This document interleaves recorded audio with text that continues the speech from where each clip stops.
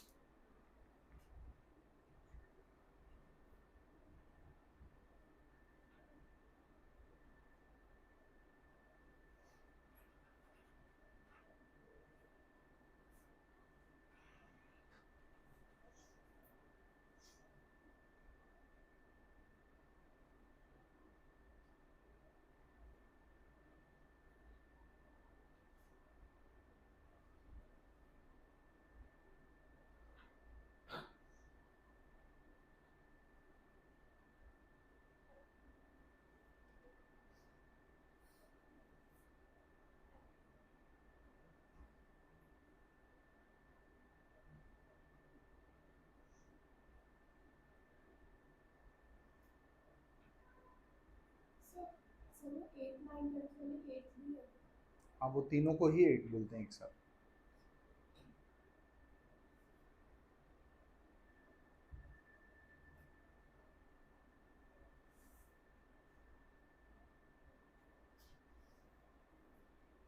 तो सिंस यहाँ पे 8 ग्रुप्स ही हैं, that means maximum oxidation number 8 ही जा सकता है, +8 के बियॉन्ड ऑक्सीडेशन नंबर नहीं होता है किसी में। ऑस्मियम का हाईएस्ट मिलेगा +8।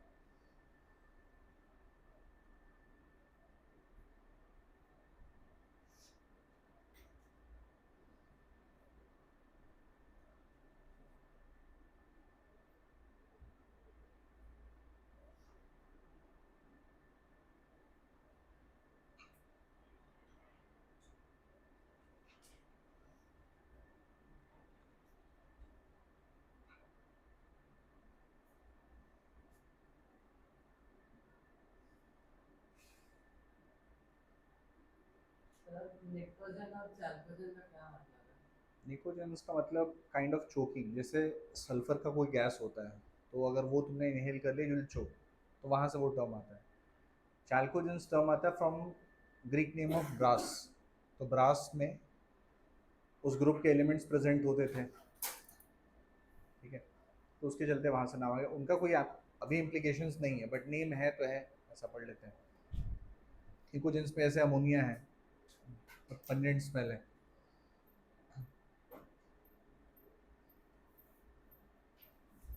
हो गया ये, चलो अभी इसमें ही देखते हैं कि जो भी एटॉमिक नंबर्स थे उनको हम लोग अरेंज कैसे करेंगे डिफरेंट ग्रुप्स में। लिखना इसमें नहीं, अलग से लिख लेना, उसको समझ लो पहले।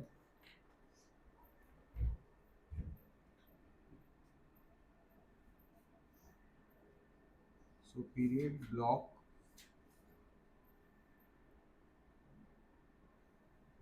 यहाँ पे नंबर ऑफ एलिमेंट कर लेते हैं पहले।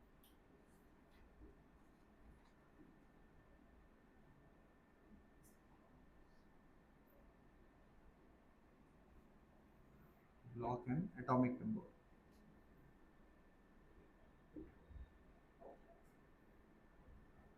तो पीरियड्स अपने पास है 7, एंड नंबर ऑफ एलिमेंट्स जो है दैट इज 2, 8, 8, 18, 18, 32 एंड 32, ये याद रखना है। तो ब्लॉक में जब जाओगे तो देखो एस ब्लॉक में कितने एलिमेंट थे, 2 एलिमेंट थे, तो अगर 2 ही एलिमेंट है that means they belong to S.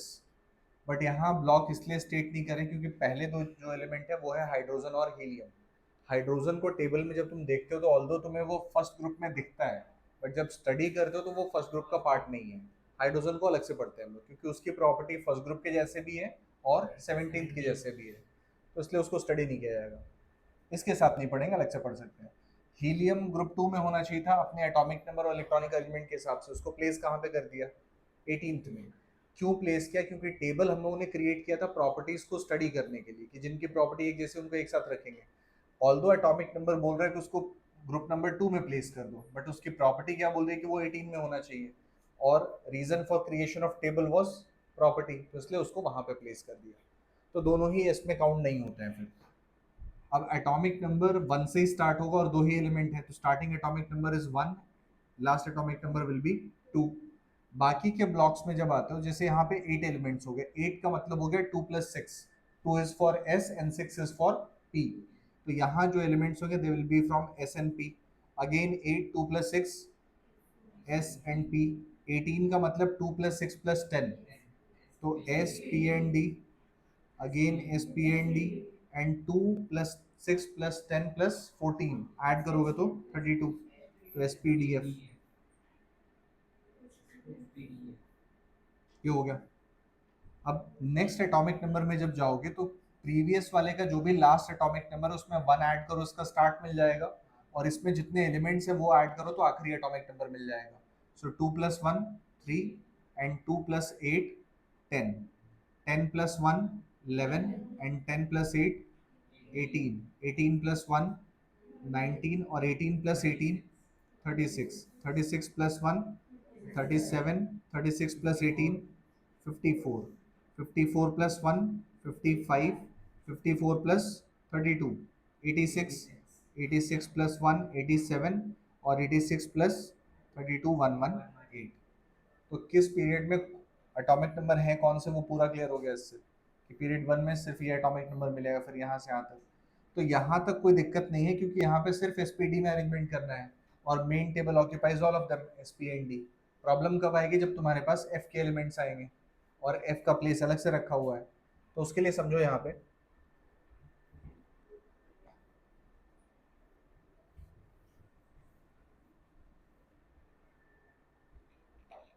F किस में आया है, कौन से पीरियड में है।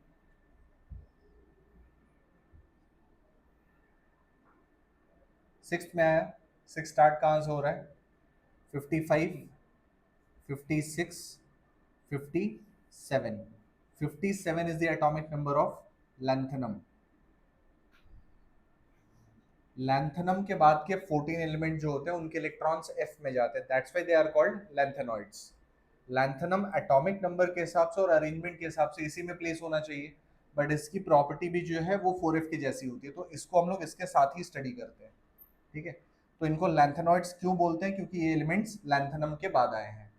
तो 57 के बाद के 14 एलिमेंट्स इसमें चले जाएंगे, तो इसका स्टार्टिंग एटॉमिक नंबर क्या होगा, 57 के बाद से स्टार्ट करना है, तो 58 टू, हाँ 57 में 14 एलिमेंट्स ऐड करेंगे 71, तो मेन टेबल में 57 के बाद नेक्स्ट एटॉमिक नंबर जो होता है वो 58 नहीं होगा, दैट विल बी 72, क्योंकि 58 से 71 तक का पार्ट तो इसमें अरेंज कर दिया हम लोगों ने। नेक्स्ट आते हैं फिर इसमें 5f में, ये किस में आएगा, पीरियड नंबर 7 में। स्टार्ट कहाँ से हुआ, 87 88 89, 89 इज एक्टीनियम, और सिंस एक्टीनियम के बाद के एलिमेंट्स इसमें गए that's why they are called actinoids. तो 89 के बाद के 14 एलिमेंट्स इसमें प्लेस कर देंगे, 92 103। नेक्स्ट एलिमेंट यहाँ जो आता है वो क्या होता है, 104 होता है। तो सिर्फ यहाँ ये चेंज है, बाकी सारे इंक्रीजिंग ऑर्डर में अरेंज करते आएंगे, हो जाएगा। अभी के लिए ये लिखो, फिर पूरा टेबल बनाएंगे एटॉमिक नंबर का।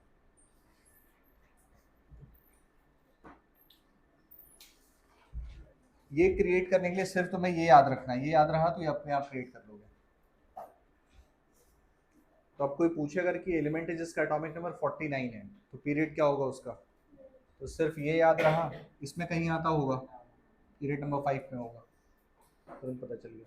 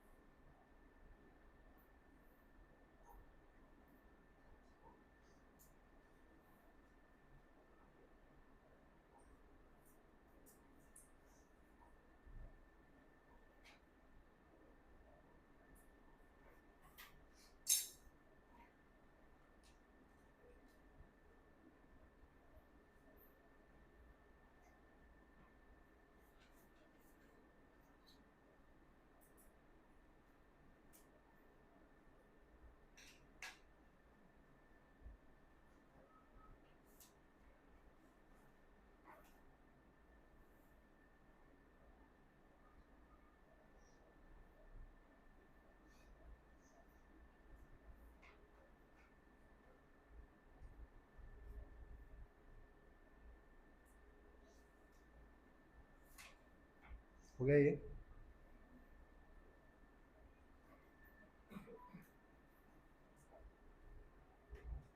ये लिख लिया ना सबने? नहीं हुआ? देखो जल्दी। कहीं कुछ इसमें डाउट है तो ये पूछ लो। यहाँ मैंने ब्लॉक इसलिए स्टेट नहीं किया क्योंकि दोनों ही एलिमेंट जो है वो किसी स्पेसिफिक ब्लॉक के पार्ट नहीं है। मतलब आइडली जो होना चाहिए उसके हिसाब से नहीं है। हीलियम ऑल्दो 18 का पार्ट है, बट फिर अगर पी यहाँ पे स्टेट कर देते हो तो एलिमेंट दो ही हैं, और पी में एलिमेंट कितने आने चाहिए? 6 आने चाहिए। तो वो स्पेशल अरेंजमेंट है, इसलिए स्टेट नहीं कर रहे हैं, वो याद रखेंगे।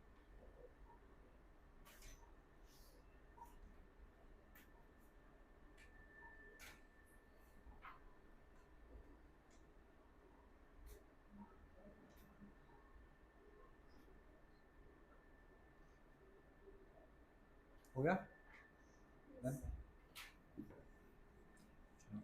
एटॉमिक नंबर्स जो भी हैं वो अरेंज करते हैं, सिर्फ देखो, इसके बाद पूरा टेबल खुद से क्रिएट करना, देख के मत लिखना।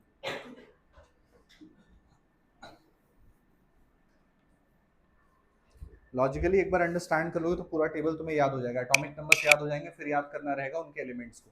एलिमेंट्स याद कैसे करने हैं वो भी कुछ एग्जांपल देके एक दो ग्रुप्स का बता देंगे, बाकी फिर याद करोगे वैसा। तो अल्टीमेटली बहुत इजीली तुम्हें पूरा टेबल याद हो जाएगा।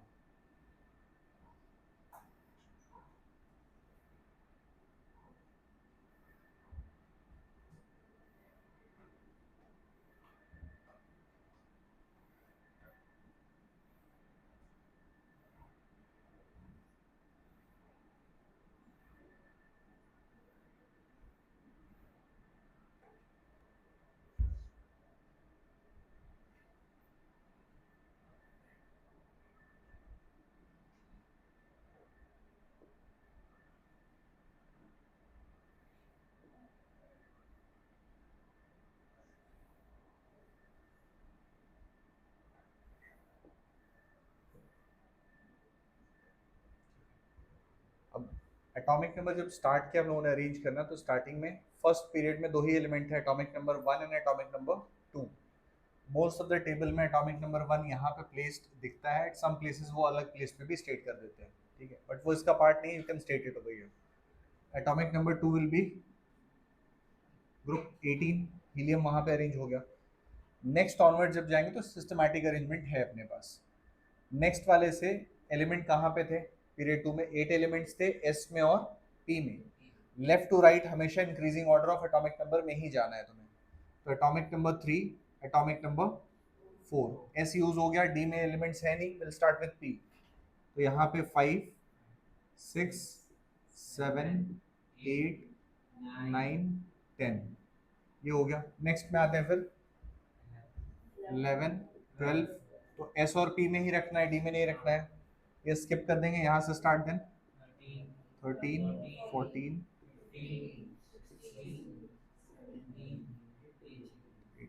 ये अरेंज हो गया। तो फर्स्ट टाइम डी के एलिमेंट्स कब आए? पीरियड नंबर 4 में।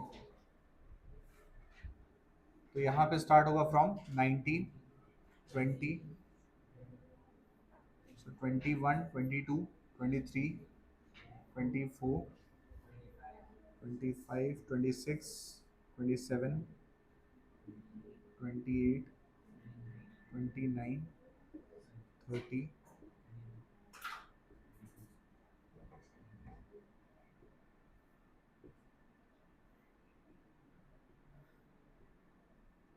36।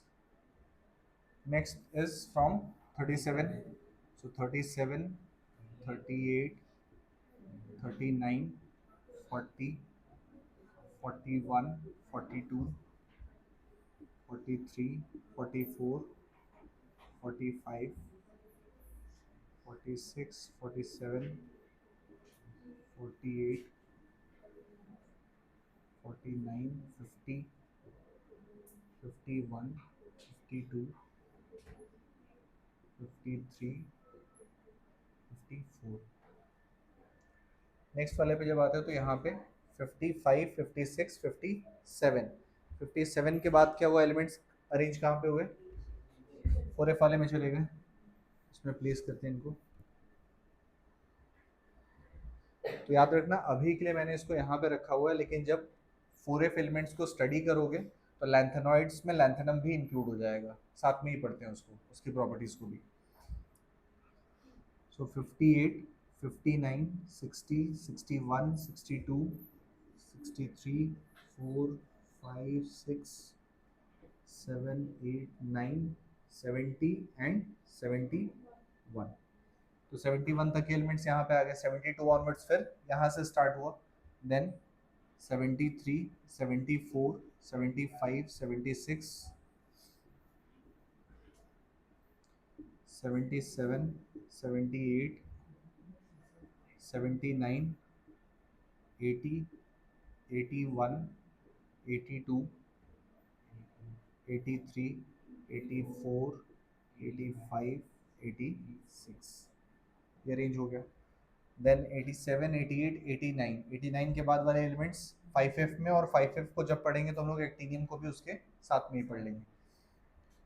सो 90, 91, 92, 93, 94, 95, 96, 97, 98, 99, 101, 102, कुछ तो मिस हुआ इसमें।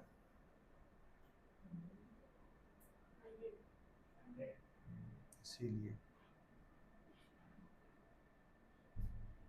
ये हो जाएगा 103। तो नेक्स्ट यहाँ पे फिर क्या है, 104, देन फिर सीक्वेंस में होगा 105, 106, 7, 8, 9, 10, 11, 12,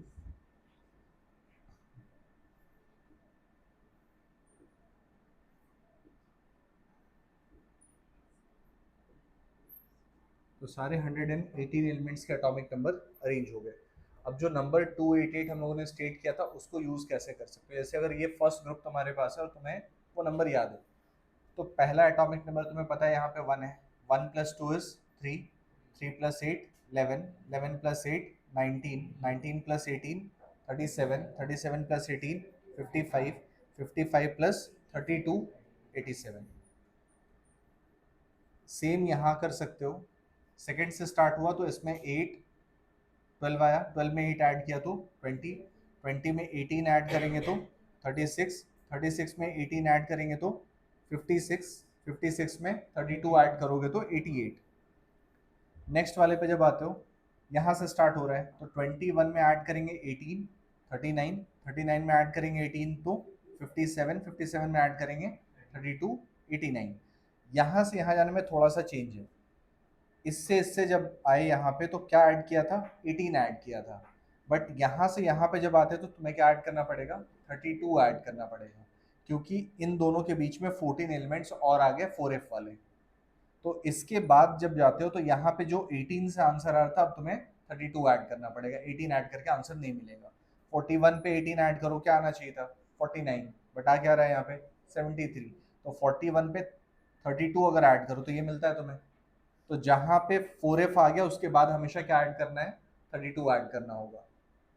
सेम इधर कहीं पे चेक कर सकते हो।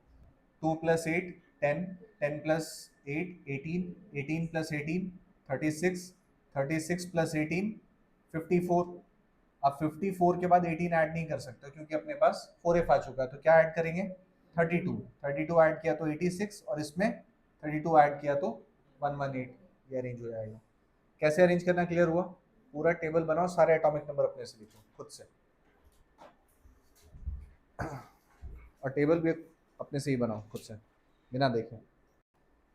ये नहीं चाहिए ना, इसको हटा देना, खुद से ड्रॉ कर रहे हो ना अभी तो।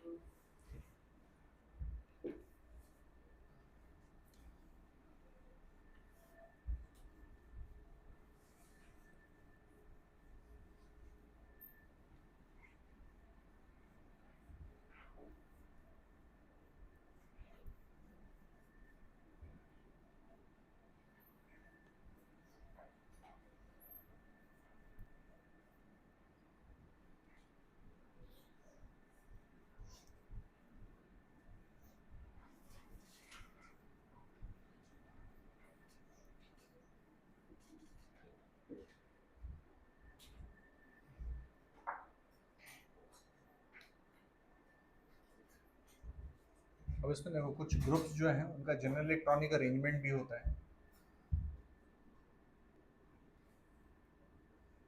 General electronic configuration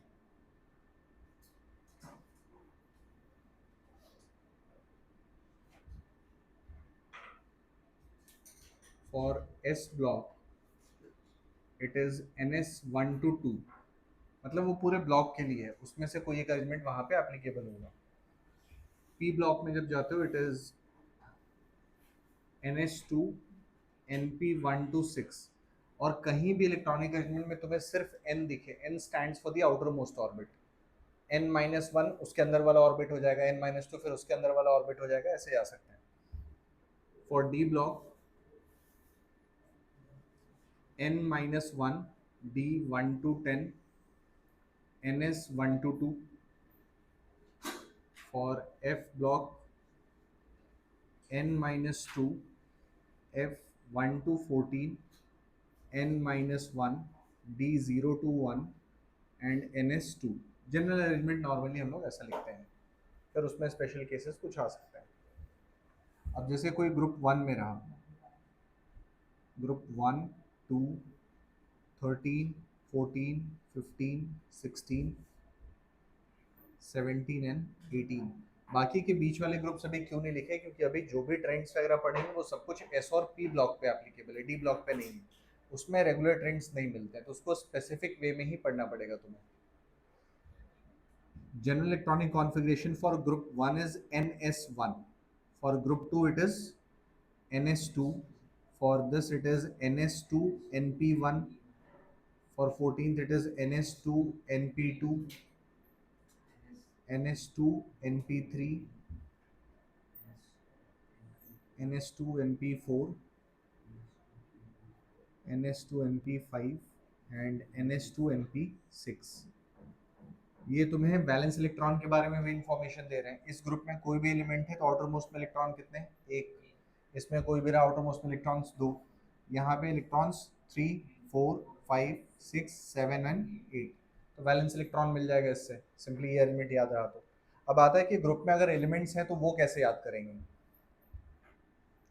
period 1 2 3 4 5 6 7,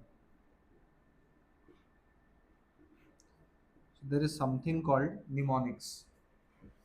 mnemonics तुम अपने क्रिएट भी कर सकते हो या फिर जो एग्जिस्ट कर रहे हैं वो भी यूज कर सकते हो। निमोनिक्स सिंपली वर्ड ट्रिक्स हैं जिससे याद करते हैं चीज़ें। तो फर्स्ट ग्रुप के लिए इट इज, जो बहुत यूज होता आया है ईयर्स एंड ईयर्स से, क्या फरियाद है वो तो उसको ही पता होगा, बट कुछ तो है ली ना की रब से फरियाद। So will put it hydrogen lithium sodium potassium rubidium caesium and francium, ये एलिमेंट्स हो गए। अब एटॉमिक नंबर का ट्रिक क्या बताया था कि पहला एटॉमिक नंबर तुम्हें याद था 1, 1 + 2 3, 3 + 8 11, 11 + 8 19, 19 + 18 37, 37 + 18 55, 55 + 32 87, सारे एटॉमिक नंबर्स मिल गए। So this was for group 1। Group 2 में जाते तो it is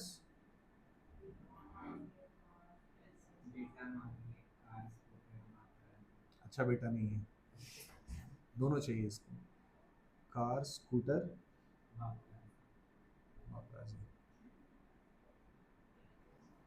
so B MG CA SR BAN RA, so BMG CA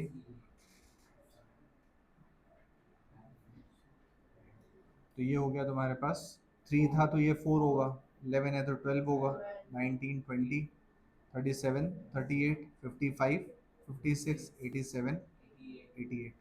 तो सिंपल वे में ऐसा ऐसा जा सकते हो। तो जब एलिमेंट्स याद करोगे, निमोनिक्स यूज करोगे, तो 1 2 13 14 15 16 17 और 18 इनके लिए ग्रुप वाइज याद करोगे एलिमेंट, जैसे इनको अभी याद किया, ग्रुप वाइज याद करना है। डी ब्लॉक में जब जाएंगे, how to learn the elements, तुम क्रिएट कर सकते हो ऐसा, मतलब अपने से, it's up to you.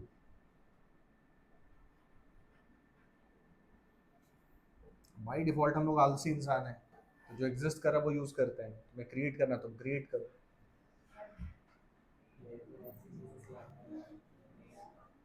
What ever works, element याद होना चाहिए, बस उतना ही इंपॉर्टेंट है। जो तुम्हारे लिए वो काम करता है उसमें कोई दिक्कत नहीं है। सीक्वेंस ऑफ एलिमेंट जब भी याद करो, इजिएस्ट क्या है, ग्रुप वाइज याद कर सकते हो। फॉर 1 to 13, 14, 15, 16, 17 एंड 18, इन सारे एलिमेंट को बाई ग्रुप याद करेंगे हम लोग। एक ग्रुप में जितने एलिमेंट है उनको एक बार याद कर लिया। डी ब्लॉक में जब जाते हैं तो इसको ग्रुप वाइज याद नहीं करोगे, इसको सीरीज में याद करोगे। 3D series, 4D series, 5D series and 6D series. 3D series is period number 4, period number 5, period number 6 and period number 7। तो हॉरिजॉन्टल वे में जो एलिमेंट है उनको याद करेंगे वैसा। और एफ ब्लॉक में जब जाएंगे तो सीरीज में ही याद करना है, तो यहाँ पे 4F series and 5F series. 11th में जब जाते हो तो 11th 12th में सारे ग्रुप्स के स्टडीज भी हैं स्पेसिफिक वे में, तो वो एलिमेंट्स अल्टीमेटली याद हो जाते हैं। स्टार्टिंग के लिए 30 एलिमेंट्स तुम्हें याद है, स्टार्टिंग के 2 ग्रुप्स याद कर लिए, 18th वाला याद कर लिया, हेलोजेंस यूज हो जाएगा तो वो भी याद हो जाएगा। इतना काफ़ी है स्टार्ट करने के लिए। धीरे धीरे वो सारे याद कर सकते हो, फिर ऐसा नहीं कि एक ही दिन में सब याद कर लेंगे। यहाँ तक क्लियर है? अब देखो, जो जनरल इलेक्ट्रॉनिक अरेंजमेंट तुमने लिखा, तो मोस्ट इंपॉर्टेंट इलेक्ट्रॉन कौन होता है? जो आउटर मोस्ट ऑर्बिट का इलेक्ट्रॉन है, वो चेक कर सकते हैं। जैसे हाइड्रोजन पीरियड 1 का एलिमेंट था, तो इलेक्ट्रॉनिक अरेंजमेंट इसका एंड में क्या रहना चाहिए? NS1, N stands for the period number. Hydrogen का ये पीरियड कौन सा है? फर्स्ट, तो arrangement is 1s1।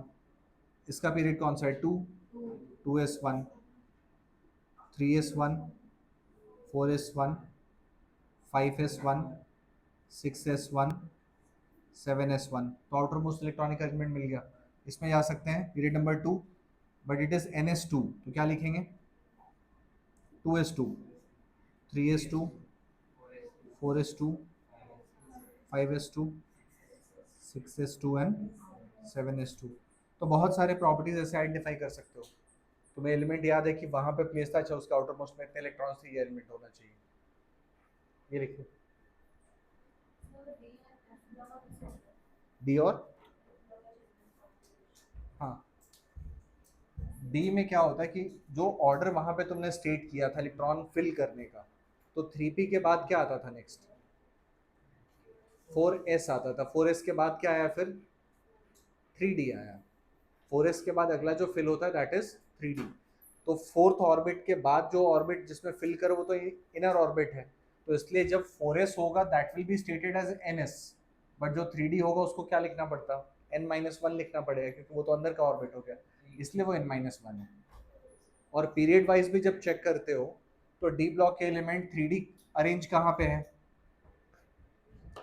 Fourth period में। तो जिस पीरियड में तुमने रखा उससे एक कम में अरेंज्ड है।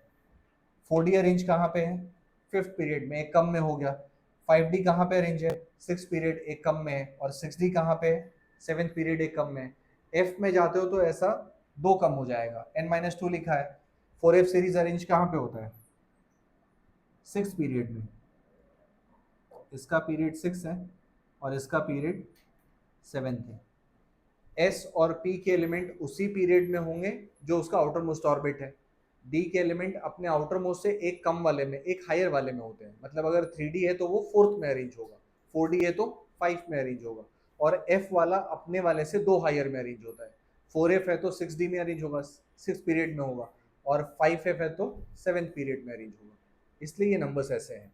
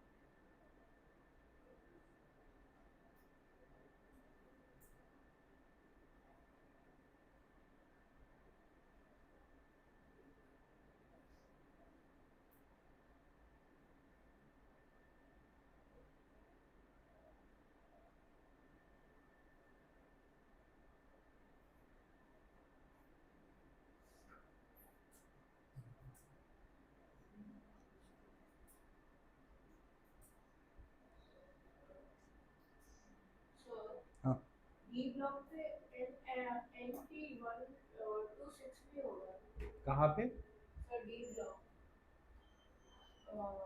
एन पी नहीं, 126 होगा एस के बाद सीधा डी फिल होता है, उसके बाद पी फिल होता है। और इसके बाद 3D हाँ,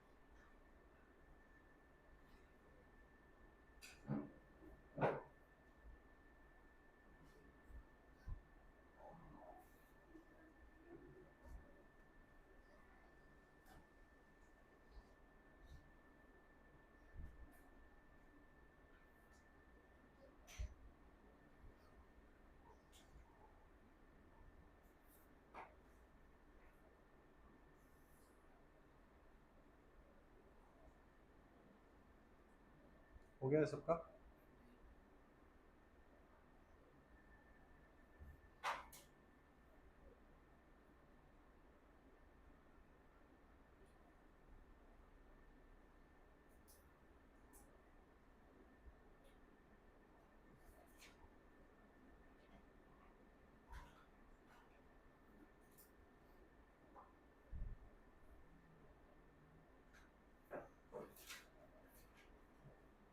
अरे सब क्यों जा रहे हो एक साथ?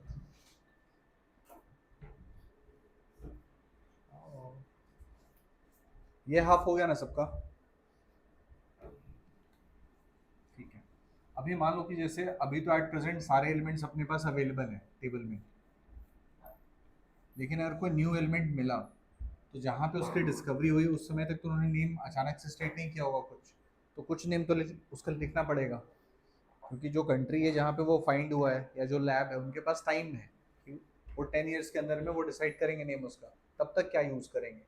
तो there is a set of rule for that, IUPAC nomenclature of elements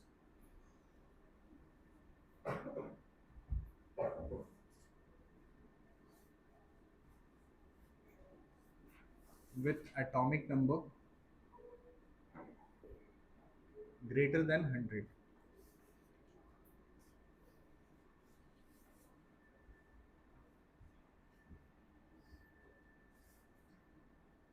उसके लिए पहले रूट वर्ड्स कुछ रहेंगे, like for 0 it is nil, for 1 it is un, for 2 it is bi, for 3 it is tri, for 4 it is quad, for 5 pent, 6 के लिए hex, 7 के लिए sept, 8 के लिए oct and 9 के लिए n। Symbol will be N, U, B, Q, P, H, S, O and E। ठीक है, और नेम जब भी लिखेंगे तो prefix will add as IUM, नाम में word root plus IUM। if I comes twice,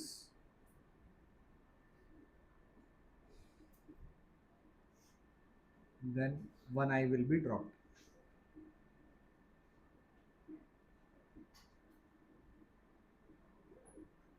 जैसे मान लो 143 रहा या 146 ले लो, इसका तुम्हें स्टेट करना कुछ नहीं लिखना है, तो 146 को एक एलिमेंट मिला, उसका अभी एटॉमिक नंबर ये है, एलिमेंट का नाम अभी तक हम लोगों ने डिसाइड नहीं किया, तो अभी स्टेट क्या कर सकते हैं, 1 के लिए ये क्या था अन, 4 के लिए क्वाड, 6 के लिए हेक्स एंड लास्ट में IUM, सबको एक साथ कंबाइन करेंगे, unquad hexium, so UQNH, symbol of element ये हो जाएगा। सिमिलरली 175 अगर रहा मान लो, so this will be unseptpentium, so USP, ऐसा लिख सकते हो। ये जस्ट लिख लो, इसमें एक क्वेश्चन आ सकता है, कोई एटॉमिक नंबर बता दिया उसका नेम क्या होगा।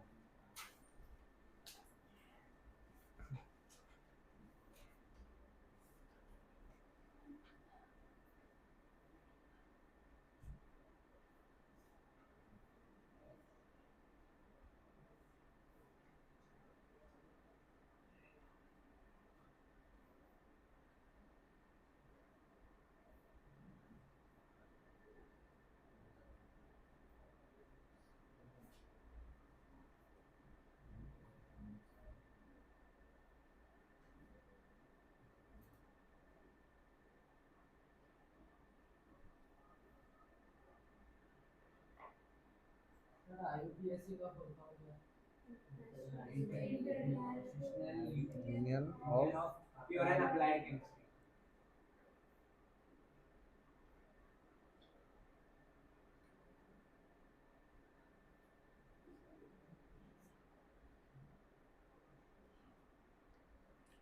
देखो ये सब चीज़ें क्यों क्रिएट करने पड़ी, बिकॉज अर्लियर क्या था कि हर कोई अपना अपना क्रिएट कर रहा था साइंस। अब किसी ने कुछ स्टडी किया, उसने यूनिट्स अपने यूज़ किए होंगे और वो यूनिट्स तुम्हें नहीं पता है, तो उसके जो रिजल्ट्स है वो तुम यूज़ नहीं कर सकते हो। तो पूरे वर्ल्ड में किसी एक प्लेस पे कुछ स्टडी हुआ, वो हर प्लेस पे सिमिलरली यूज़ हो पाए, इसलिए स्टैंडर्ड्स बनाए गए और फिर ये ऑर्गेनाइजेशंस बने उसके लिए।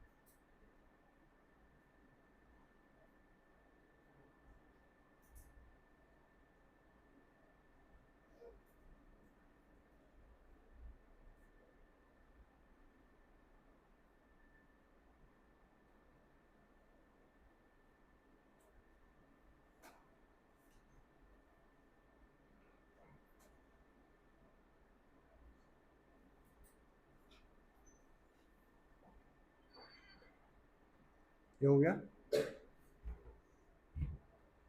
इलेक्ट्रॉनिक अरेंजमेंट में नोबल गैसेस जो है उनका अरेंजमेंट किया है, वो लिखा है पूरा, नोबल गैसेस का सारा लिखा है ना, क्योंकि वो अरेंजमेंट याद है तो बाकी सारे एलिमेंट्स को उनके टर्म में स्टेट कर सकते हो।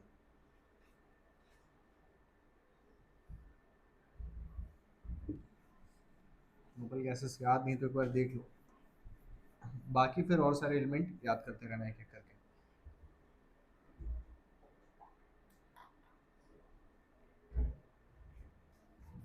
ग्रुप 18 में जाओगे तो यहाँ पे एलिमेंट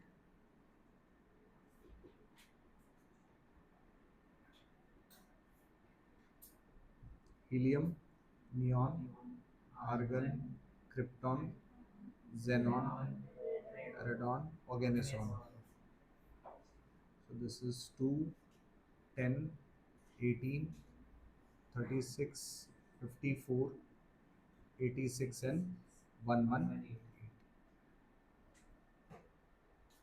तो तीन तो तुम्हें ग्रुप सभी याद है, बाकी बीच में और भी एलिमेंट्स याद है कुछ कुछ, धीरे धीरे याद करोगे याद हो जाएगा टेबल पूरा।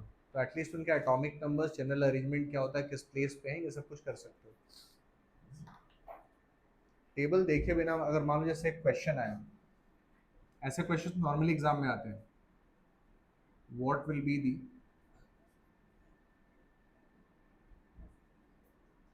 Period, block and group number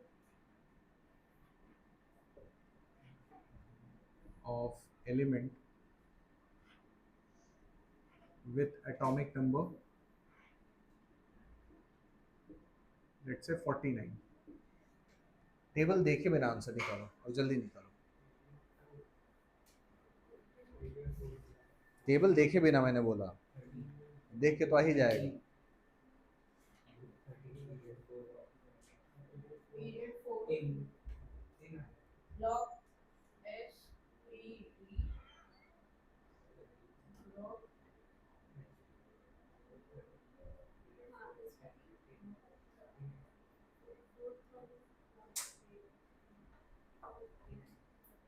तुम जाने से पहले मुझे मिल के लाना. अभी का कॉल आ.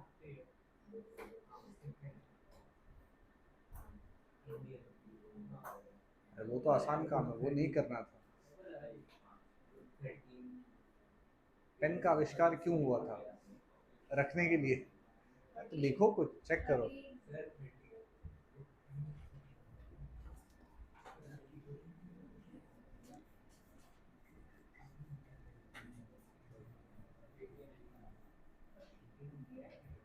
देखते हैं.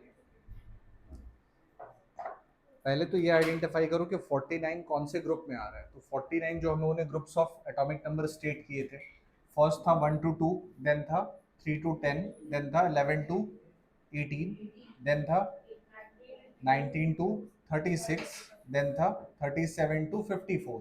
तो ये किस में आया? फिफ्थ वाले में आया, that is 37 to 54. Period number हो गया 5. अब 49 क्लोज किसके, इसके या फिर इसके? 54 के क्लोज है. तो रिवर्स ऑर्डर में जाओ. 54, 53, 52, 51, 50, 49.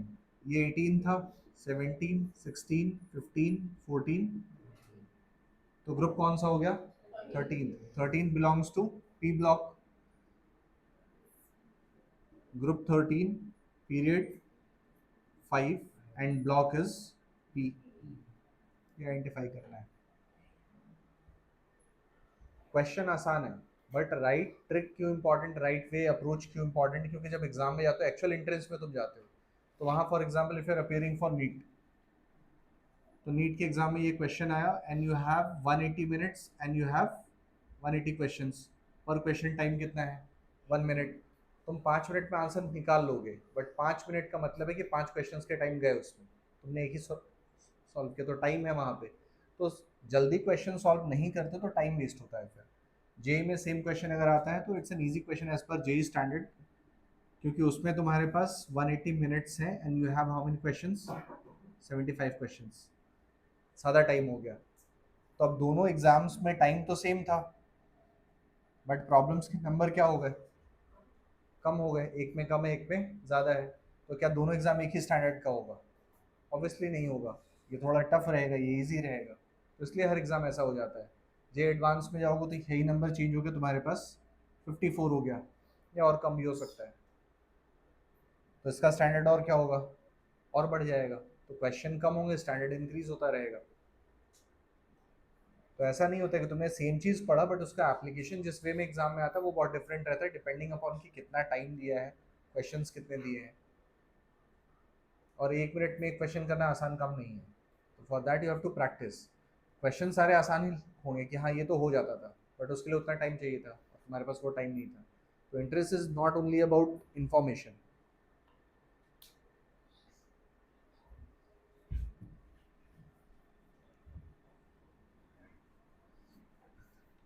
नेक्स्ट देखते हैं फिर जनरल ट्रेंड्स जो रहेंगे उसमें. First will start with atomic size.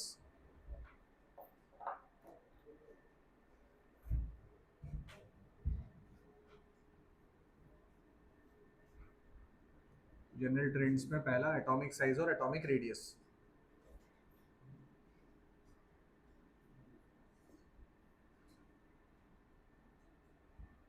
तो एटॉमिक रेडियस को डिफाइन कर सकते हो. It is defined as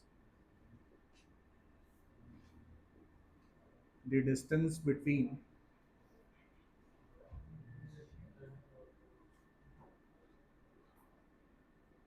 the center of nucleus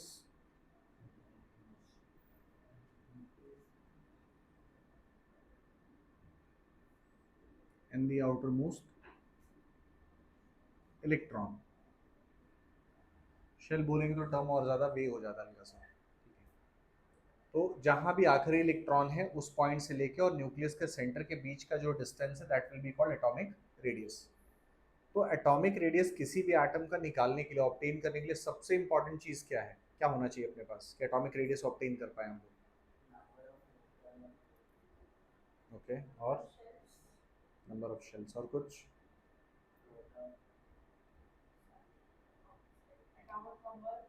atomic number, okay. Atomic radius निकालने के लिए सबसे पहले अपने पास एटम होना चाहिए, करेक्ट? अगर तुम्हारे पास एटम ही नहीं है तुम एटॉमिक रेडियस कैसे निकालोगे, राइट? तो क्या हर एलिमेंट का एटम फ्री स्टेट में अवेलेबल है? नहीं है। दैट मीन्स तुम्हारे पास एटम तो है ही नहीं। तुम हाइड्रोजन को आइडेंटिफाई करने जाओगे, हाइड्रोजन है ही नहीं कहीं, तुम्हें क्या मिलेगा?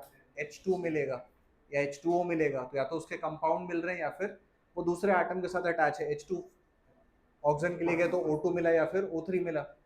तुम्हें O तो है नहीं अवेलेबल, तो चेक कैसे करोगे? That's why you need to define different types of atomic radius. और वो एक्चुअल से डिफरेंट हो सकता है, क्योंकि जब हम लोग एटम की बात करते हैं तो एटम में दो पार्ट्स थे। क्या क्या था? न्यूक्लियस था और ऑर्बिट और शेल था पहले। देन न्यूक्लियस के अंदर में दो चीजें,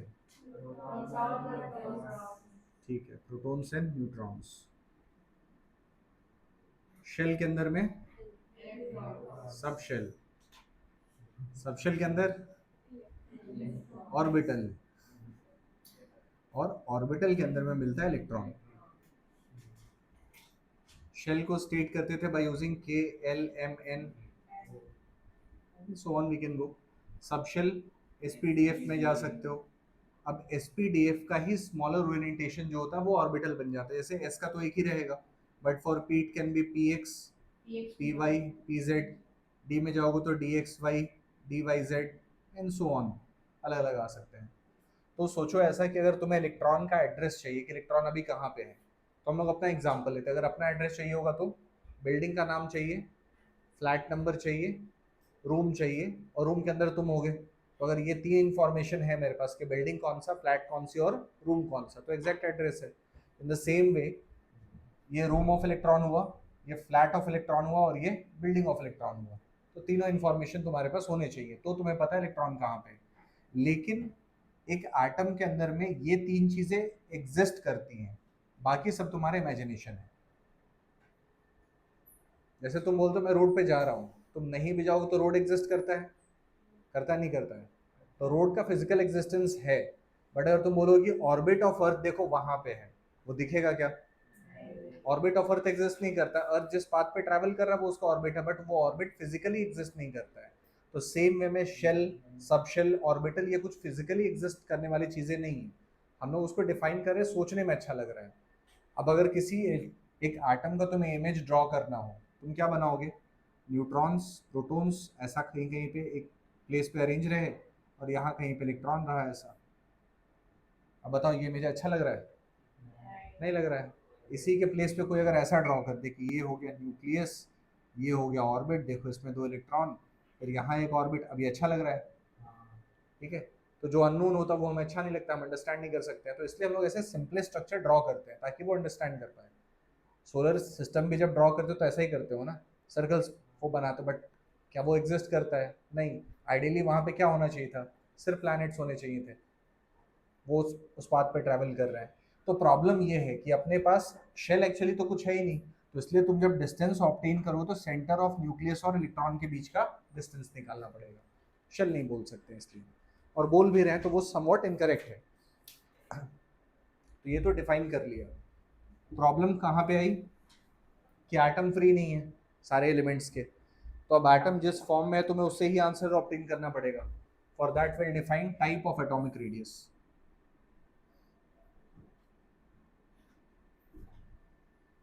तो एटॉमिक रेडियस के डिफरेंट टाइप्स में first one is covalent radius.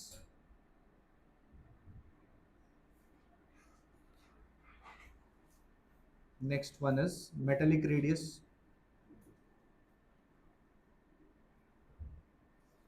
Then फिर आता है वैंडरवाल रेडियस,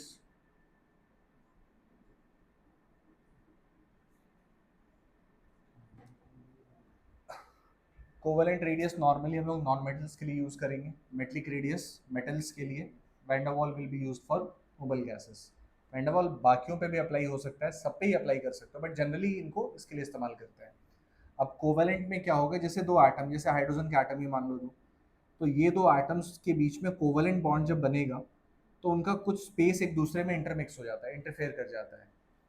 अब ये ड्रॉ तो किया मैंने, बट क्या ये एग्जिस्ट करता है? ये लाइन एग्जिस्ट तो नहीं करता है। तुम अगर इमेज ऑब्टेन करोगे तो तुम्हें क्या दिखेगा, ये दो न्यूक्लियस दिखेंगे क्लियरली, ये पूरा क्लियर है। तो तुम इसके बीच का सेंटर का डिस्टेंस निकाल सकते थे, ये ऑब्टेन कर सकते हो, ये एग्जैक्ट मिलेगा तुम्हें, और तुम इसका हाफ कर दोगे फिर। लेकिन जैसे ही तुम इसका हाफ करोगे, क्या वो एग्जैक्ट रेडियस है? वो एक्चुअल से कम मिल रहा है तुम्हें।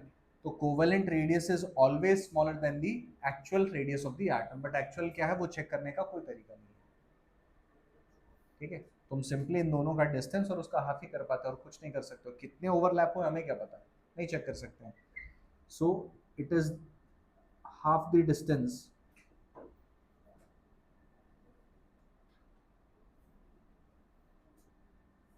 between the center of nucleus of two covalently bonded atoms.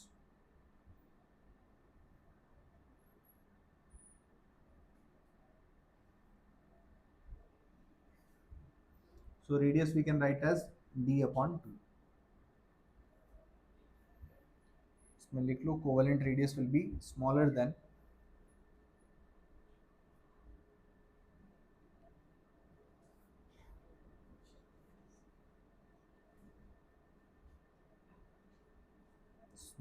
the actual radius of the atom.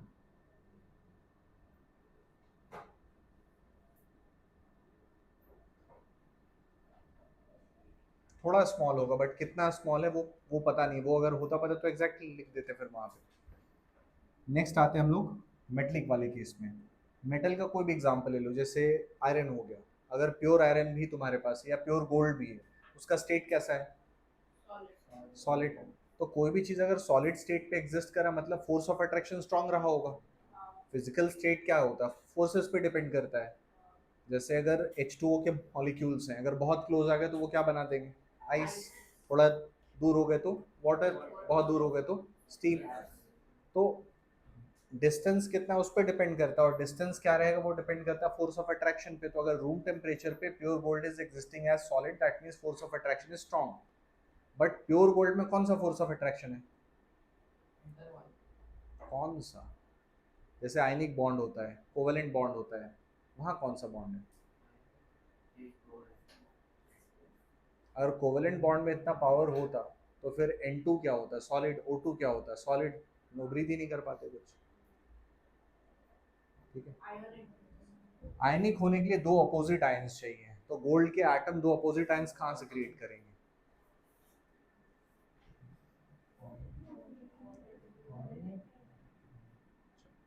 Example लेते हैं, जैसे आयरन का एटम लो। ठीक है, तो एक अंडरस्टैंडिंग यहाँ पे है which is called electron sea model. ये इस बॉन्डिंग को एक्सप्लेन करने का ट्राई करता है। इसका क्या बोलना है कि अगर मेटल के दो डिफरेंट एटम्स हैं आपस में, तो अगर वो सिर्फ एटम्स इस वे में होते तो इतना स्ट्रॉन्ग अट्रैक्शन नहीं होता, तो ये इतने क्लोज आ पाते। तो ये क्या करेंगे, दे लूज सम इलेक्ट्रॉन्स। एफी ने मान लो दो इलेक्ट्रॉन लूज कर दिया, इससे दो इलेक्ट्रॉन चले गए बाहर। इसके ऊपर चार्ज कैसा? दो इलेक्ट्रॉन लूज किया तो चार्ज +2 रहेगा। जितने इलेक्ट्रॉन्स लूज करोगे उतना प्लस चार्ज आएगा। इसने भी दो इलेक्ट्रॉन लूज कर दिए, इस पे चार्ज कैसा? +2। क्या अब इन दो Fe+2 के बीच में अट्रैक्शन हो सकता है? Same charges always repel each other. अब तो और दूर जाने चाहिए थे, लेकिन इनसे जो इलेक्ट्रॉन बाहर निकला वो इनके ऑर्बिट से बाहर चला गया, बट इनके स्ट्रक्चर से बाहर नहीं गया। तो अब ये Fe+2 है और इलेक्ट्रॉन पे चार्ज कैसा? माइनस। तो ये Fe2+ क्या चाहेगा इस इलेक्ट्रॉन को? अट्रैक्ट करना। सेम ये Fe2+ क्या चाहेगा? अट्रैक्ट करना। तो क्या ये सारे इलेक्ट्रॉन्स दोनों से अट्रैक्ट हो रहे हैं? हो रहा है ना? तो क्या ऐसा बोल सकते हो that these electrons are acting as a kind of adhesive और glue in between the atoms, Yes. क्योंकि इसी को ये दोनों अट्रैक्ट कर रहे हैं। अगर ये नहीं होते तो अट्रैक्शन एग्जिस्ट नहीं करता, ऑल्दो इन दोनों के बीच में क्या है, रिपल्शन, बट सिंस वो दोनों सेम चीजों को ही अट्रैक्ट करना चाहते हैं, इनडायरेक्टली वो अटैच हो गए एक दूसरे से। So this type of bond is called metallic bond.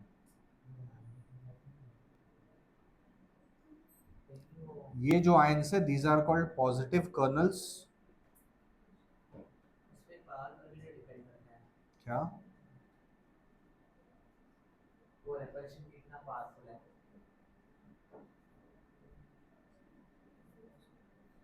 देखो हम लोग कुछ क्रिएट नहीं कर रहे हैं, हम लोग स्टडी कर रहे हैं जो है।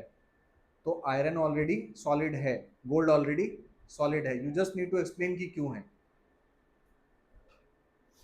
फोर्स जितना अट्रैक्शन होगा उसके लिए मेल्टिंग पॉइंट उतना हायर होता जाएगा।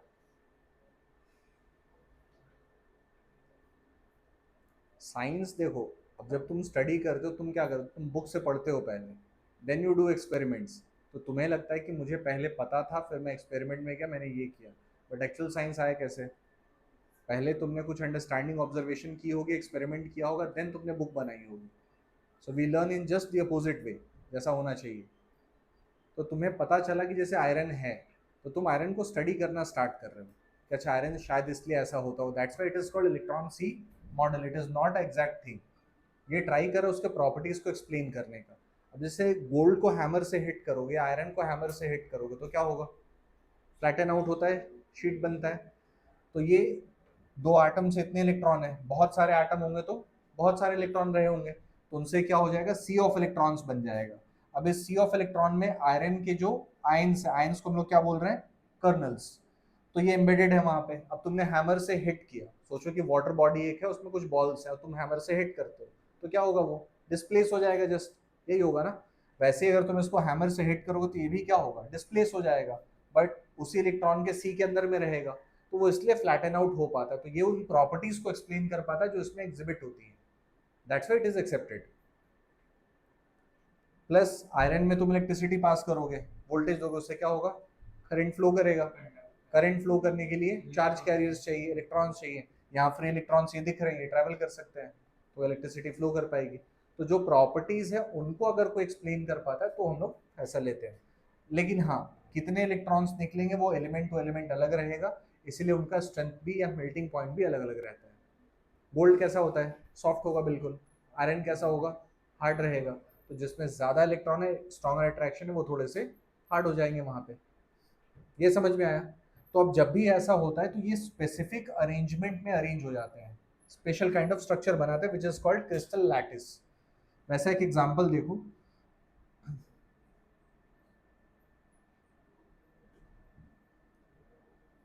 नए नए टर्म्स है सारे, बाउंस नहीं जाना चाहिए, जाए तो बताना कि नहीं क्लियर हो रहा है।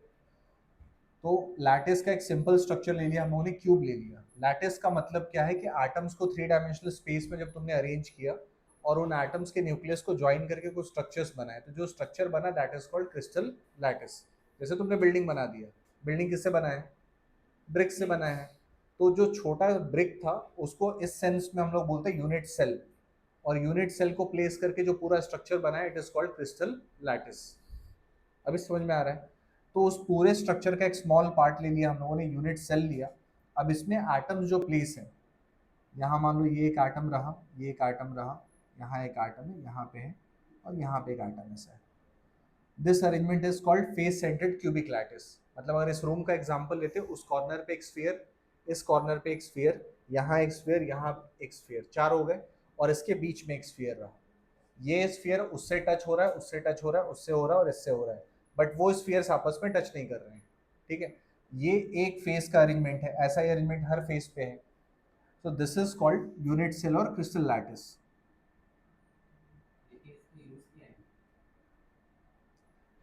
इसका यूज नहीं है, ये तुम पढ़ रहे हो कि अरेंजमेंट कैसा है। मेटल को डिफाइन करोगे, उसका स्ट्रक्चर है, हार्डनेस है, डिफाइन वो कैसे करोगे? यूज तो बहुत बाद में आता है, first we have to understand things कि वो क्यों है। तो थियरी है एक वे में कि स्ट्रक्चर कैसा है वो डिफाइन कर रहे हैं हम लोग। ठीक है, हर चीज़ एप्लीकेशन बेस्ड नहीं होता है, एप्लीकेशन बहुत एंड में आता है। जैसे अगर कोई बीएससी करता है, साइंस पढ़ रहा है, वो क्या पढ़ेगा, चीज़ें क्यों होती हैं, ऐसा क्यों हुआ होगा।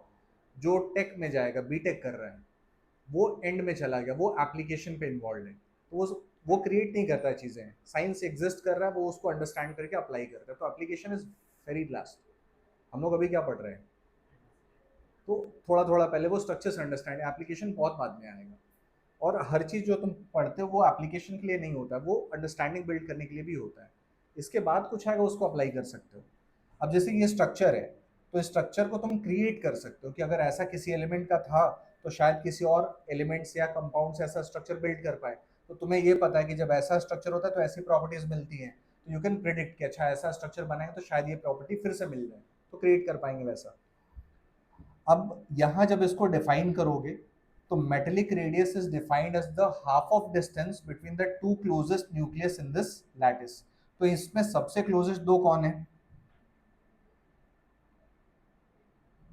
इस लैटिस में दो सबसे क्लोज कौन है, जो टच कर रहे हैं एक दूसरे को, राइट। तो इनका कोई भी डिस्टेंस ले लो एक, और उसका हाफ कर दोगे, so R will be equal to D by two. Metallic radius it is defined as the distance, इसमें एग्जैक्ट है ना? क्या नहीं, इसमें भी एग्जैक्ट नहीं है क्योंकि इसमें इलेक्ट्रॉन्स बाहर गए तो साइज थोड़ा सा डिक्रीज हो गया, और ये दोनों बिल्कुल टच नहीं कर रहे हैं एक दूसरे को, थोड़ा सा स्पेस है, but it is closer to the actual radius. और एक्चुअल है भी तो तुम्हें वो पता नहीं, हाउ विल कंपेयर। एक्चुअल होने के लिए तो अपने पास कोई स्टैंडर्ड होना चाहिए, अपने पास तो है नहीं, हमें जो आया वो एक्सेप्ट कर लेते हैं हम लोग। So it is defined as the distance between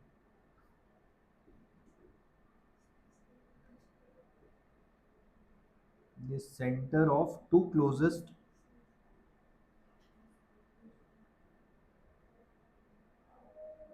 nuclei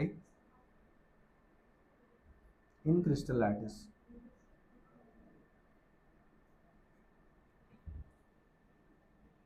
तो ये दो क्लियर हुए अभी।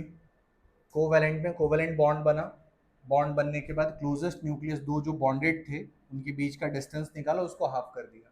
मेटल्स के केस में मेटलिक बॉन्ड बना, उसके चलते स्पेसिफिक काइंड ऑफ स्ट्रक्चर्स बने, उस स्ट्रक्चर्स में दो न्यूक्लियस जो सबसे क्लोज तुम्हें दिखा उसके डिस्टेंस को लिया और उसका हाफ कर दिया, ये मिला। थर्ड वाले में आते हैं वैंडरवाल रेडियस, दो नोबल गैस जो होते हैं उसके लिए अप्लाई कर सकते हो। तो नोबल गैस का एटम तो एग्जिस्ट करता है, नोबल गैस का एटम तो स्टेबल है ना, वो तो एग्जिस्ट करते हैं, उसमें क्या दिक्कत है।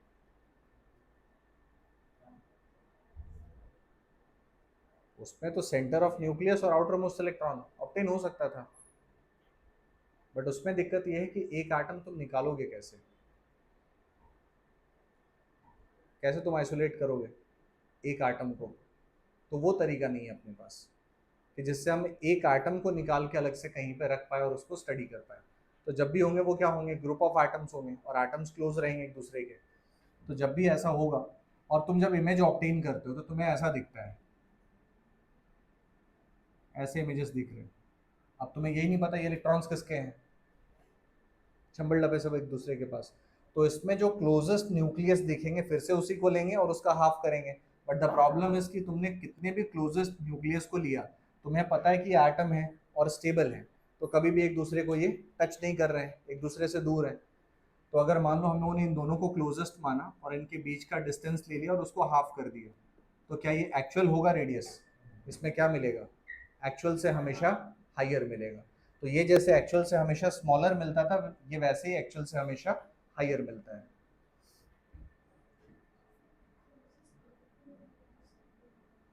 और क्लोजेस्ट न्यूक्लियस ही इसलिए लेते हैं क्योंकि उसका इमेज ऑब्टेन करना इजीएस्ट है, वो बहुत डेंस होता है तो उसका इमेज आ सकता है बहुत अच्छे से, इलेक्ट्रॉन्स के इमेज नहीं आते हैं वैसे, वो इलेक्ट्रॉन क्लाउड दिखता है। So इसमें closest electron और nucleus से distance मिल गया था। इलेक्ट्रॉन का क्लाउड दिखता है, तुम्हें इलेक्ट्रॉन दिखता ही नहीं है। अब जैसे फैन यहाँ पे चल रहा है, तो फैन अगर फुल स्पीड में जैसे वो है, तुम्हें क्या लगता है कि ब्लेड हर प्लेस पे है, ऐसा लगता है। तो सेम वे में इलेक्ट्रॉन जब एटम के अंदर में होता है, it moves at a very high speed, मतलब ये जिस स्पीड से ट्रैवल कर रहा है उससे 10⁻⁴ 5 टाइम्स हायर स्पीड पे है, और ये जिस रेडियस में घूम रहा है उससे 10⁻⁻⁹ टाइम्स कम स्पेस में वो है। तो वो ऑलमोस्ट इलेक्ट्रॉन हर प्लेस पे ऐसा हो जाता है। और इलेक्ट्रॉन जब इतना स्मॉल पार्ट है, it acts as a wave, wave होता है और एक पार्टिकल होता है। हर चीज़ में दोनों बिहेवियर एग्जिस्ट करते हैं। जैसे हम लोग भी वेव के जैसा बिहेव करते हैं और पार्टिकल के जैसा बिहेव करते हैं, बट ऐसा नहीं कि तुम दौड़ते हो तो किसी को वेव जैसा अपीयर नहीं होता, वेव आ रहा है इधर आया, एक झापड़ मारा और भाग गया। ऐसा होता है क्या? नहीं होता है। इनफैक्ट अगर कोई मैच भी चल रहा है और कोई बॉल बहुत स्पीड से है, it does not appear like a wave, still वो बॉल ही दिख रहा होता है। बट वही इलेक्ट्रॉन आता है तो वो तुम्हें वेव के जैसा दिखता है, वो इलेक्ट्रॉन नहीं दिखता, क्योंकि मास जितना कम होता जाता है वेव प्रॉपर्टी उतनी ही ज़्यादा हाई होती चली जाती है। तो आगे जब पढ़ोगे तो उसमें एक रूल आता है, we can not simultaneously find out the exact position and exact momentum of the electron, Heisenberg uncertainty principle. दोनों चीज़ें तुम कभी एग्जैक्ट नहीं ऑब्टेन कर पाओगे। अगर तुम्हें एग्जैक्टली पता है कि इलेक्ट्रॉन का स्पीड ये है तो वो जहाँ पे है उसमें इन्फाइनाइट एरर होगा, और तुम्हें एग्जैक्ट पता है कि इलेक्ट्रॉन कहाँ है तो उसकी स्पीड में इन्फाइनाइट एरर होगा। तो दोनों कभी तुम्हें एग्जैक्ट होता ही नहीं पता, तो ये दिक्कत है। बट न्यूक्लियस कहाँ है ये पता है, तो वो डिस्टेंस आराम से चेक कर सकते हैं। तो ये डिस्टेंस लिया और इसका हाफ कर दिया, it is defined as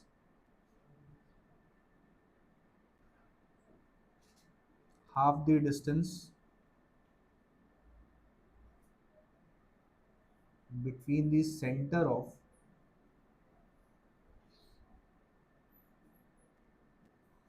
two closest nuclei। तो यहाँ भी सेम रहेगा, r will be equal to d/2 and it is higher than the actual radius of the atom।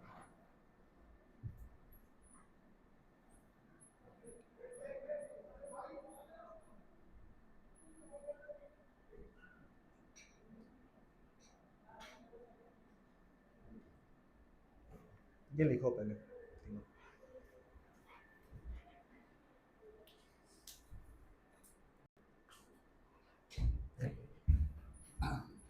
Covalent radius सबसे स्मॉलर रहेगा, इससे हायर मेटेलिक रेडियस, और उससे higher मिलेगा तुम्हें वैन डर वाल्स रेडियस।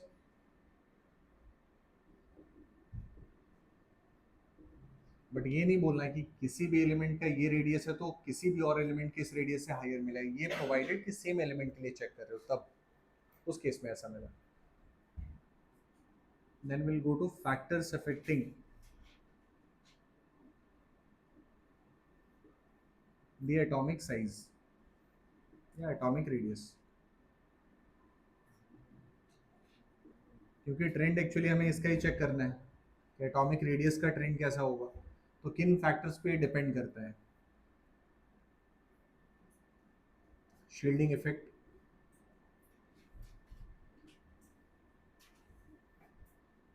ऐसा बोल सकते हो, inversely proportional to shielding effect, directly proportional to effective nuclear charge,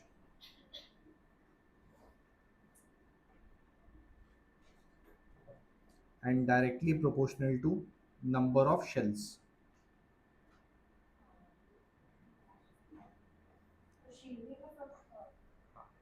उसको बता रहे हैं शील्डिंग इफेक्ट क्या है।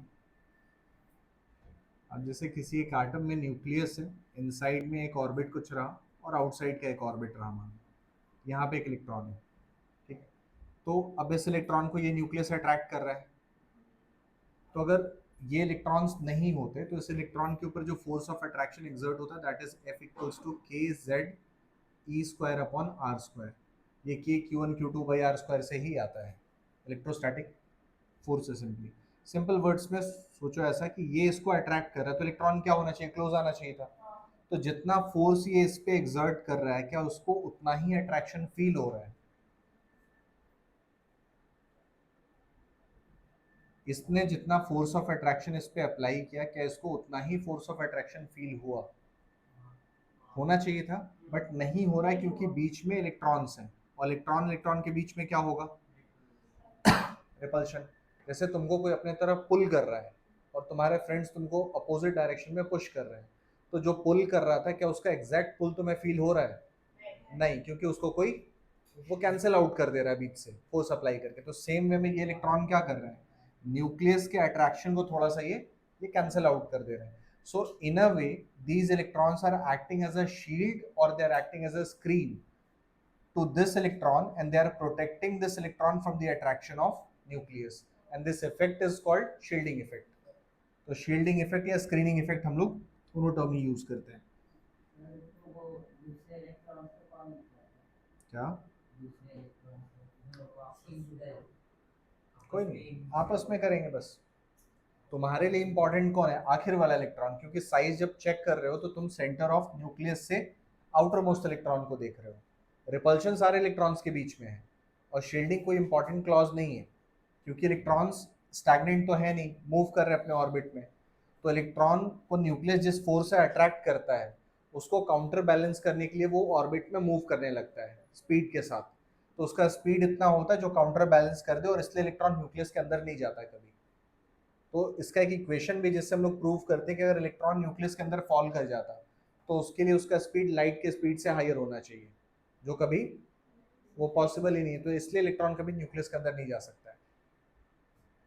तो वो ऑलरेडी बैलेंस्ड है. ऐसा नहीं कि शील्डिंग इफेक्ट नहीं होता तो ये स्टेबल नहीं रहते हैं, वो इंपॉर्टेंट रिक्वायरमेंट नहीं है, बट इनके बीच में रिपल्शन है तो इसलिए वहां पे ये इफेक्ट हो रहा है.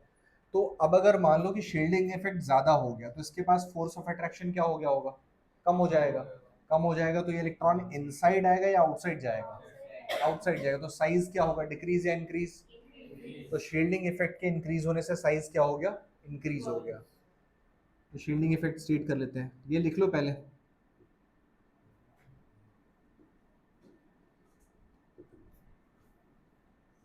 हाँ, वांडरबल्स रेडियस में कोई नोबल गैस नोबल एलिमेंट्स के अलावा कोई आ सकता है? हाँ आ सकता है. जैसे तुमने H2 लिया, ये H2 था न्यूक्लियस से, न्यूक्लियस का डिस्टेंस, दूसरा एक H2 ले लो, और अब यहाँ पे ये डिस्टेंस ले लो और इसका हाफ कर दो. ये हो गया वैंडरवाल रेडियस फॉर H2. कुछ भी ले सकते हो, मॉलिक्यूल्स रहा उसको भी ले लो, दो क्लोजेस्ट चाहिए बस तुम्हें, बट वो सेम के पार्ट नहीं होने चाहिए. तो ये दूसरा H2 है, ये दूसरा H2 है. इन दो H2 के बीच में क्लोजेस्ट जो होंगे उनमें न्यूक्लियस न्यूक्लियस का डिस्टेंस और वो हाफ कर देंगे. सिंगल एटम नहीं हो सकता? बट सिंगल एटम स्टेबल होना चाहिए ना, इसलिए मैंने स्टार्टिंग में तुमसे ये पूछा कि एटॉमिक रेडियस निकालने के लिए सबसे इंपॉर्टेंट क्या है? एटम, जो हर किसी के लिए एग्जिस्ट नहीं कर रहा है. अगर फ्रीली एग्जिस्ट ही करते फिर इसका कोई इस्तेमाल ही नहीं था ना, फिर डायरेक्टली निकाल लेते. अरे बताएंगे, सब बताएंगे, भाग थोड़ी जाएंगे, एक एक करके समझेंगे. पहले ये समझ लेते हैं. आज नहीं होता, अगले दिन करेंगे इसको.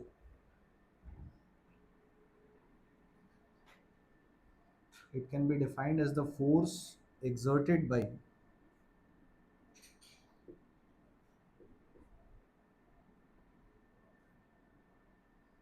inner electrons to the outer electrons, to the outer electron, which protects it or shields it from the attraction of nucleus.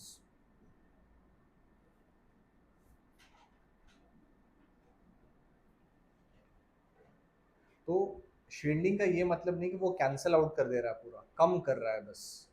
ठीक है. तो जो फोर्स यहाँ पे लगा उस फोर्स को इन्होंने थोड़ा सा कम कर दिया. तो न्यूक्लियर चार्ज था एटॉमिक नंबर के इक्वल, जितने प्रोटॉन्स थे न्यूक्लियर चार्ज उतना था. इफेक्टिव न्यूक्लियर चार्जेस की ये रिपल्शन अप्लाई करने के बाद अब जो फोर्स लग रहा है that will be called effective nuclear charge. जैसे मान लो कि अगर तुम्हारे पास 10 प्रोटॉन्स हैं and each proton can apply a force of 1 Newton. Assume कर लो ऐसा, 10 प्रोटॉन्स 10 इलेक्ट्रॉन्स, इसमें से मान लो किसी एक इलेक्ट्रॉन पे तुम इफेक्टिव न्यूक्लियर चार्ज ऑब्टेन करना चाह रहे हो. हर प्रोटॉन 1 न्यूटन का फोर्स लगाता है, तो 10 प्रोटॉन्स फोर्स कितना लगाएंगे? 10 न्यूटन का. हर इलेक्ट्रॉन हाफ एन का अपोजिट फोर्स लगा रहा है. तो 10 इलेक्ट्रॉन में एक पे तो फोर्स तुम ऑब्टेन करना चाहते हो, उसको एक्सक्लूड कर दो, और कितने बच गए इलेक्ट्रॉन? 9 बच गए, क्योंकि ये तो अपने ऊपर फोर्स नहीं लगा सकता है ना, तो एक तो हटाना पड़ेगा तुम्हें, बचे 9. अगर हर इलेक्ट्रॉन 0.5 न्यूटन का फोर्स लगाता तो 9 इलेक्ट्रॉन अप्लाई कितना करते? 4.5. साइन अपोजिट होगा इन दोनों का, तो रिजल्टेंट अभी क्या मिलेगा तुम्हें? तो न्यूक्लियस ने जो फोर्स लगाया था वो कितना था, 10 न्यूटन का, बट जो बाहर वाले इलेक्ट्रॉन को फील हुआ वो कितना है, 5.5 न्यूटन। तो अगर मान लो बीच में कोई इलेक्ट्रॉन नहीं होता तो 5.5 न्यूटन का फोर्स लगाने के लिए प्रोटॉन्स कितने चाहिए होते हैं, 5.5 चाहिए होते हैं। So 5.5 is effective nuclear charge, where as 10 was the actual charge. Effective मतलब जो फील हो रहा है। ये मत स्टेट करो, ये लिख लो पहले आज के लिए। कैसे फोर्स चेंज हुआ? किसका?